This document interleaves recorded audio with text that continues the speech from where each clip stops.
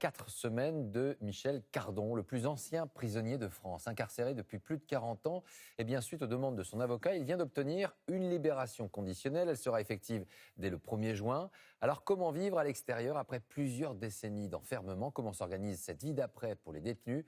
Reportage Maryse Burgot, Lou Cricorian. Michel Cardon, un dossier judiciaire ouvert en 1977 et suivi aujourd'hui par cet avocat. Il n'a pas changé de signature en 40 ans, c'est une espèce de signature un peu d'enfant et c'est la même aujourd'hui quand il signe, quoi.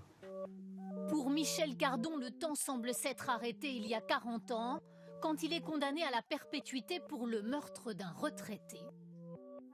C'est l'époque des cabines téléphoniques et des poinçonneurs du métro.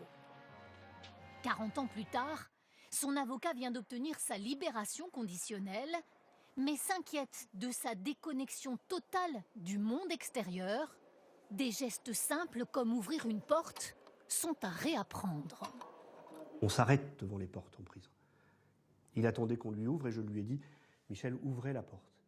Et je vous assure que je n'ai jamais vu quelqu'un ouvrir une porte. C'était même pas précautionneux, c'était comme s'il ne le savait pas. Il l'a fait, mais il l'a prise comme on ne prend pas, nous, vous et moi, une poignée de porte. Cet autre ex-détenu a passé 35 ans derrière les barreaux. À sa sortie en 2016, il se sent inadapté. Internet n'existait pas. Les petits téléphones aussi, les téléphones portables n'existaient pas.